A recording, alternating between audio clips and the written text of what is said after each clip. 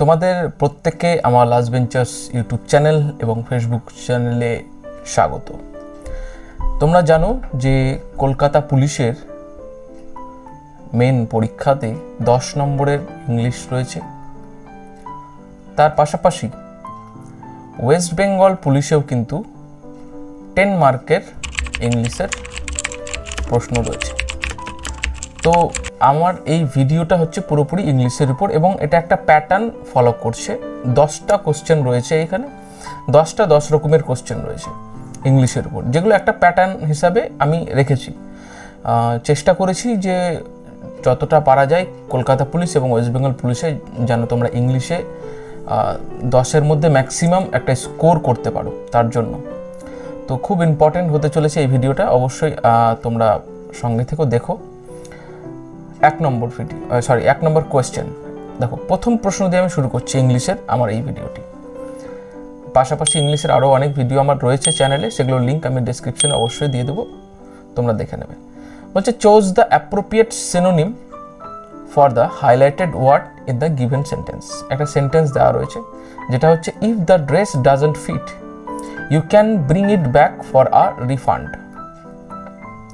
You can bring it back for a refund.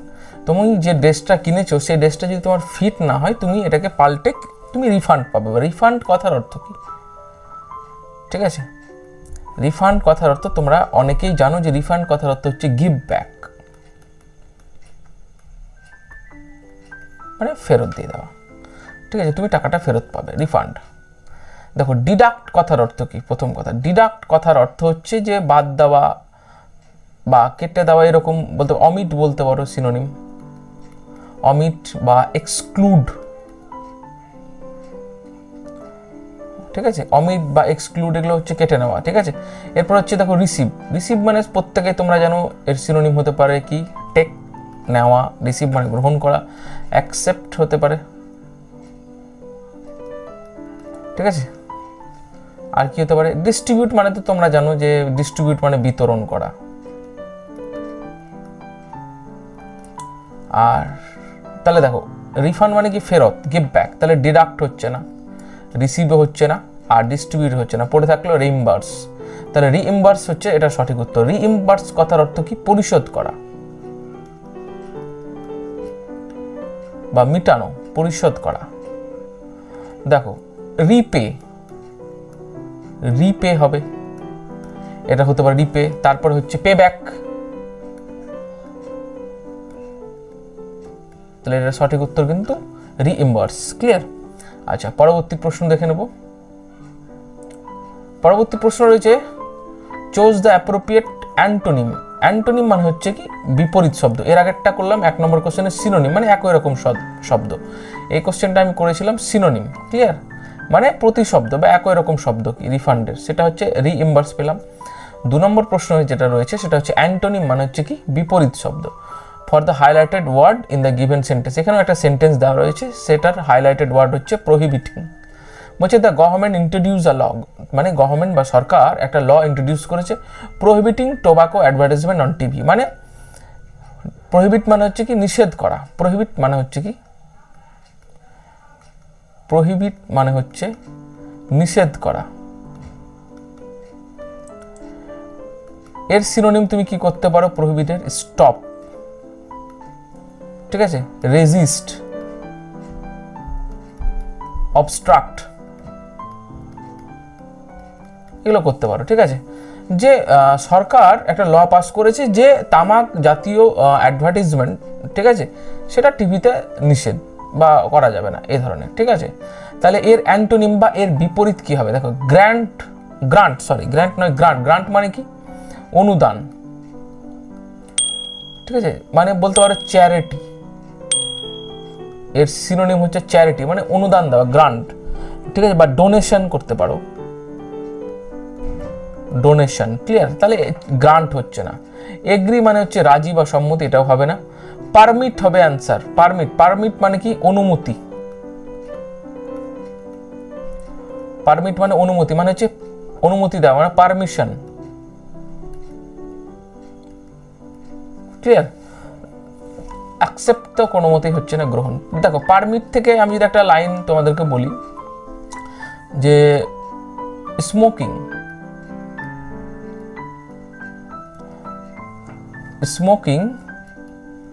Is, sorry in হবে না, এখানে cancel করলাম, স্মোকিং ইজ নট পারমিটেড, ঠিক আছে, ইন দ্য ফিশ মার্কেট।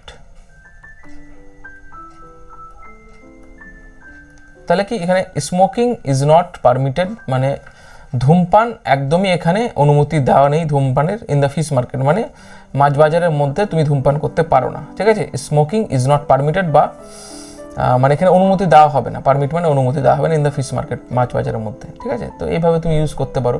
তো সিনোনিম অ্যান্টোনিম যখনই করবে সেই ওয়ার্ডগুলো দিয়ে একটা সেন্টেন্স ফরমেশন করার চেষ্টা করবে। স্মোকিং ইজ নট, ঠিক আছে, ইজ নট পারমিটেড। 3 নম্বর, find out which part of the sentence has an error. Okay, একটা সেন্টেন্স দেওয়া রয়েছে এখানে, এই সেন্টেন্সটার মধ্যে এই সেন্টেন্সটাকে এ বি, দেখো A B C R D 4টা পার্টে ভাগ করা রয়েছে। বলেছে এই সেন্টেন্সের মধ্যে কোন পার্টটা সঠিক নয়। যদি পুরো সেন্টেন্সটাই সি পর্যন্ত ঠিক থাকে, মানে ফুল স্টপ দেওয়া রয়েছে এখানে, এ অবধি যদি ঠিক থাকে তাহলে নো এরর অ্যান্সার হবে, মানে এই সেন্টেন্সে কোনো ভুল নেই। ক্লিয়ার? তাহলে পড়ে নি কোন পার্টটা ভুল রয়েছে। বলছে although I have never seen the girl before, I recognise her at once from her photograph.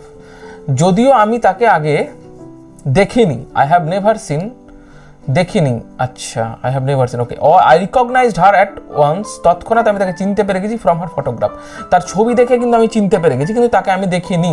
তাহলে দেখো দেখিনি মানে পাস্ট টেন্সের কথা বলা হয়েছে, কিন্তু এখানে হ্যাভ ঢোকানো রয়েছে, প্রেজেন্ট টেন্স ঢোকানো রয়েছে, কিন্তু এটা অ্যাকচুয়ালি হবে পাস্ট পারফেক্টে,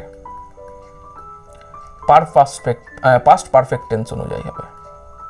তো পাস্ট পারফেক্ট টেন্স অনুযায়ী এখানে হ্যাভ হবে না, এখানে কি হবে, হ্যাভের জায়গায় হবে হ্যাড, কারণ দেখিনি আমি তাকে, ঠিক আছে। Although I had never seen the girl before, I recognised her at once from her photograph. তাহলে এখানে হচ্ছে অপশন এ হচ্ছে সঠিক উত্তর, কারণ অপশন এর পার্টটাই ভুল রয়েছে। চলো 4 নম্বর বলছে choose the correct one word substitution, okay, of the given sentence. One word দেওয়া রয়েছে, বলছে a place where weapons and ammunition are kept. Hollywood cinema তো নিশ্চয়ই দেখেছো, বলিউড সিনেমা দেখেছো, যেখানে ওয়েপন্স মানে অস্ত্র শস্ত্র এবং গোলা বারুদ বা গুলি এগুলো রাখা হয়। দেখবে জেমস বন্ডের সিনেমা তুমি যদি দেখে থাকো, জেমস বন্ড একটা ঘরে ঢুকছে অস্ত্রাগারে, দরজাটা খুললো, বিভিন্ন ধরনের অস্ত্র সাজানো রয়েছে। তো সেই যে জায়গা সেটাকে কি বলা হয়, আর্সেনাল, ক্লকরুম, লকার না ডরমিটরি। প্রথম কথা দেখো লকার হবে না, আর ডরমিটরি কথার অর্থ হচ্ছে যৌথ শয়নালয়, এটাও হবে না। ডরমিটরি আমি তোমাদেরকে বলে দিই, বিভিন্ন স্টেশন বা যেখানে প্রচুর পরিমাণে লোক ভ্রমণ করতে যায়, মানে যেখানে অ্যাকচুয়ালি লোকের সমাগম বেশি হয়, রাত্রি নিবাসের জায়গা মানে দরকার পড়ে, বিভিন্ন জায়গাতে মানুষ যায় ঘুরতে, সেক্ষেত্রে কিছু ডরমিটরি রুমের ব্যবস্থা থাকে। ডরমিটরি রুম মানে হচ্ছে যে ওই একটা ঘরে প্রচুর পরিমাণে লোক, মানে প্রচুর পরিমাণ বলতে কি হবে, মানে ধরো তুমি ভাড়া করলে একটা রুম, সেখানে তোমার 700-800 টাকা লেগে যাবে একটা ফ্যামিলির। এবার কি হয় যে একটা বড় ধরনের হল ঘর আছে, সেখানে কি হচ্ছে পার্টিকুলারলি বেড থাকে, সেখানে যৌথ পরিমাণে মানে যৌথভাবে সবাই থাকতে পারে, ঠিক আছে, মানে একটা রুমের মধ্যে, সেখানে তোমার খরচটা অনেক কমে যায়। তো এই যে তোমার যে থাকার ব্যবস্থা যৌথভাবে, সেটাকে বলা হয় ডরমিটরি, ঠিক আছে।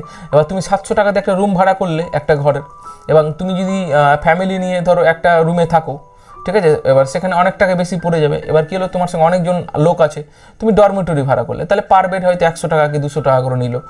এটা হচ্ছে ডরমিটরির কনসেপ্ট, ক্লিয়ার? আর দেখো ক্লক রুম, এখানে বানানটা ভুল রয়েছে, এটা ক্লক রুম, এটা হবে না, ক্লক রুম হচ্ছে CLOAK, ক্লক, CLOAK, ঠিক আছে, ক্লক রুম। ক্লক রুম মানে হচ্ছে লাগেজ স্টোরেজ,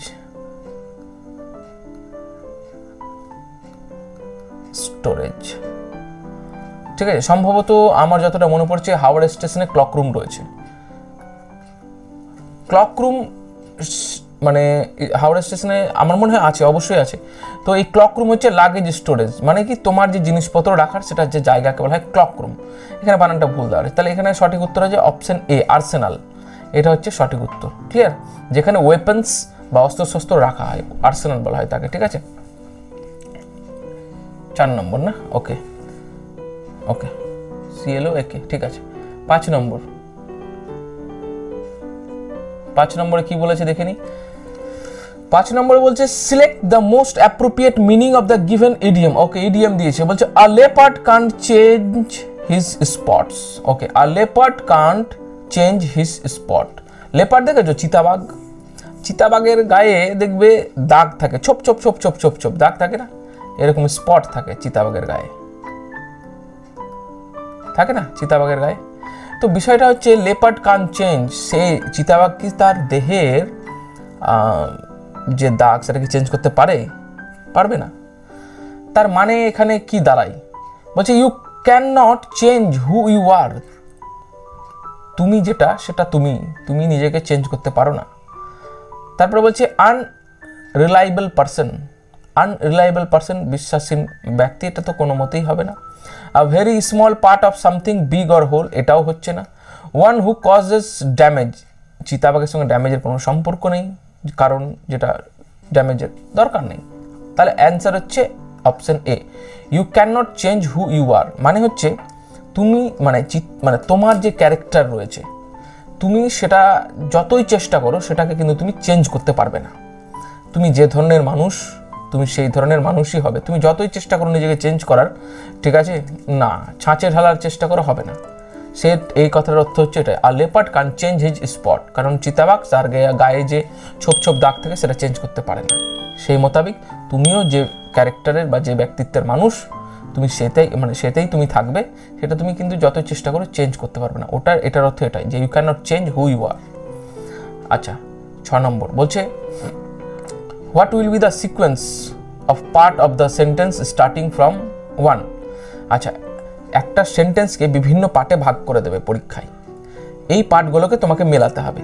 ঠিক আছে, কি করে মেলাবো? দেখো, 1 নম্বর থেকে শুরু করতে বলেছে, তাহলে 1 নম্বরে বলছে হোয়েন হি, ঠিক আছে, স্টার্টিং ফ্রম 1, হোয়েন হি আছে। এরপরে বলছে did not know, P Q R S, তারপরে বলছে হি ওয়াজ নার্ভাস অ্যান্ড, তারপর আর কিছু নেই। আর এ বলেছে heard the hue and cry at midnight, what to do. বলছে হোয়েন হি এরপর হবে heard, when he heard the hue and cry at midnight। দেখো, এটা হচ্ছে প্রথম হচ্ছে আর হলো, ঠিক আছে। হিউ অ্যান্ড ক্রাই কথার অর্থ হচ্ছে কি? হিউ অ্যান্ড ক্রাই কথার অর্থ হচ্ছে কোলাহল বা হইচই, ঠিক আছে, এটার মানে এটা। তাহলে হোয়েন হি হার্ড, যখন সে শুনেছিল, হিউ অ্যান্ড ক্রাই মানে চিৎকার, অ্যাট মিড নাইট মধ্যরাত্রে, ঠিক আছে। হি ওয়াজ নার্ভাস, তাহলে এখানে হবে হি ওয়াজ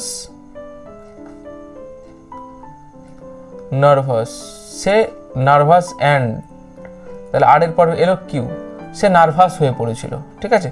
তাহলে আর কিউ কোথায় আছে? দেখো, আর কিউ, এই যে আর কিউ আছে, তাহলে এটাই অ্যান্সার। আর কিউ পিএস, পিতে কি আছে?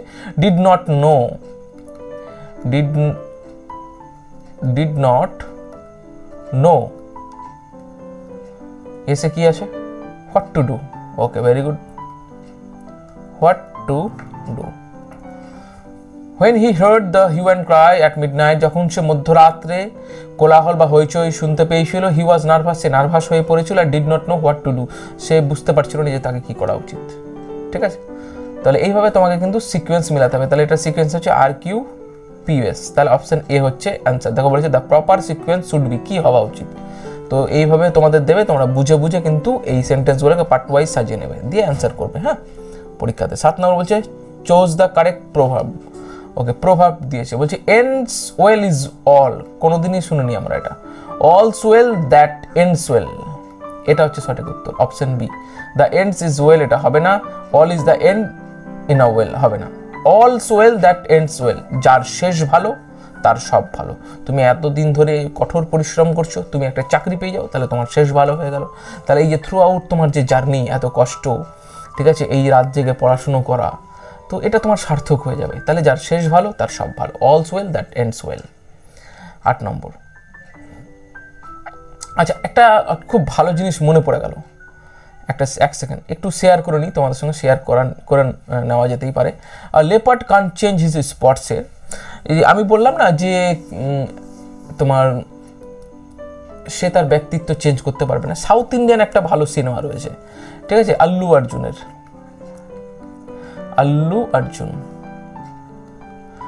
দ্য সোলজার সুরিয়া নাম, তেলুগু সিনেমা সোলজার সুরিয়া। সিনেমাটার নাম ছিল আমার যতটা মনে পড়ছে না পেরু সুরিয়া না ইলু ইন্ডিয়া। তো এইখানে যে আল্লু অর্জুনের যে ক্যারেক্টার, তিনি একজন ইন্ডিয়ান আর্মির ভূমিকা পালন করেছিলেন।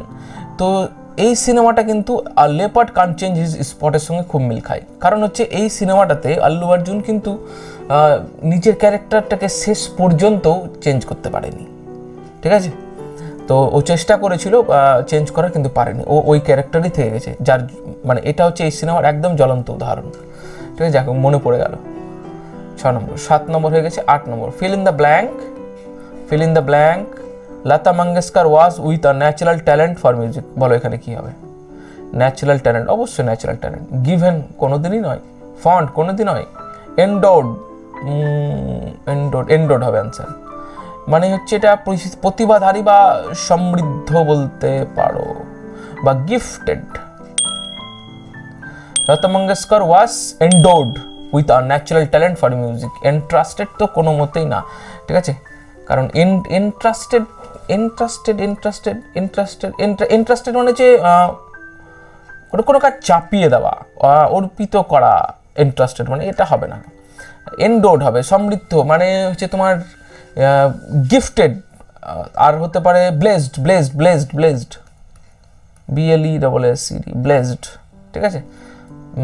এটাই অ্যান্সার হবে 8-এর সি। চলো 9 নম্বর, choose the correct spelled word. 4টে দেওয়া রয়েছে অপশন, কি করে করবে? মিসলেনিয়াস পরীক্ষা আছে তোমাদের সামনে। যে ওয়ার্ডই দেখ আগে নিজের লেখার চেষ্টা করবে অপশন না দেখে, ঠিক আছে। তাহলে দেখো আমি লেখার চেষ্টা করছি অপশন না দেখে, MISCELLANEOUS। দেখো MISCE আছে, LLANEOUS, তাহলে অপশন এ অ্যান্সার, প্রথমটাই হবে। তারপরে MICE হবে না, MIS, এখানে সি নাই, এটাও হবে না, এটাও হচ্ছে না, MIS, এটাও তো হবেই না, অপশন এ অ্যান্সার, ঠিক আছে। তাহলে তোমাকে যাই দেখ না কেন আগে চেষ্টা করে নেবে নিজে লেখার। তারপরে 10 নম্বর বা শেষ কোশ্চেন আমার, a sentence has been given in active or passive voice. Okay, out of the 4 alternatives select that one which best expresses the same sentence in passive and active. Okay, SSC CGL Tier 2 2017-তে এসেছিল, খুব জনপ্রিয় এই কোশ্চেনটা। এখানে যে কোশ্চেনটা দেওয়া রয়েছে, যা সেন্টেন্সটা দেওয়া রয়েছে, দ্য রুম ওয়াজ ক্লিনড, এটা প্রথমে বলে কিসে দেওয়া রয়েছে? অ্যাক্টিভে না প্যাসিভে? দ্য রুম ওয়াজ আছে, দেখো ক্লিন, এখানে কি নেই বলো তো? বাই সামওয়ান, এই কথাটা কিন্তু লুকানো আছে, তাহলে এটা কিসে আছে? প্যাসিভে আছে। আর তোমাকে বলেছে অ্যাক্টিভ থাকুক বা প্যাসিভ থাকুক তার অপোজিটটা বের করতে, তাহলে বাই সামওয়ান, তাহলে এখানে কি হবে? Answer option D, someone clean the room, হয়ে গেল। তাহলে সবাইকে আমি আমার জানাই, আবার তোমরা আমার এই চ্যানেলটাকে অবশ্যই দেখবে। আমি চেষ্টা করছি রিসার্চ করে, তারপরে বিভিন্ন জায়গা থেকে বিভিন্ন বলা যেতে পারে প্র্যাকটিস সেট বলো, তারপরে বিভিন্ন তোমার রিসার্চ এইসব করে আমি কিন্তু মোটামুটি একটা প্যাটার্ন ওয়াইজ ইংলিশের আমি ফরম্যাট প্রতিদিন চেষ্টা করব, প্রতিদিন নয় মানে মাঝে মধ্যে দেওয়ার চেষ্টা করব, যাতে তোমাদের এই কোর্সটা WP বা কলকাতা পুলিশ বা WPSI যে সমস্ত আছে এই পরীক্ষাগুলো যেন কভার করে, ঠিক আছে। এবং 10টা কোশ্চেন দেখবে একে অপর থেকে কিন্তু আলাদা। তো এই প্যাটার্নে তোমরা কিন্তু পড়াশোনা করতে পারো বাড়িতে অবশ্যই, পাশাপাশি আমার ভিডিওটা অবশ্যই দেখবে, তাহলে কি বুঝতে পারবে যে কীভাবে কোশ্চেনগুলো হয় আর আমাকে কীভাবে প্র্যাকটিস করা যেতে পারে। তার পাশাপাশি আরেকটি জিনিস বলে রাখি, আমার চ্যানেলে কিন্তু অবশ্যই তোমরা যত পশ্চিমবঙ্গের পরীক্ষাগুলো সামনে আসতে চলেছে সব কিছুর general studies, general knowledge, general awareness, পাশাপাশি কোয়ান্টিটিভ অ্যাপটিটিউড, ঠিক আছে, মানে আর অ্যারিথমেটিকের যে পার্ট ম্যাথের, তো তারপরে রিজনিং, প্রত্যেকটার কিন্তু সেপারেট ভিডিও আমার প্লেলিস্টে কিন্তু এই চ্যানেলে পেয়ে যাবে। তাহলে সবাইকে অসংখ্য ধন্যবাদ। জয় হিন্দ, বন্দে মাতরম।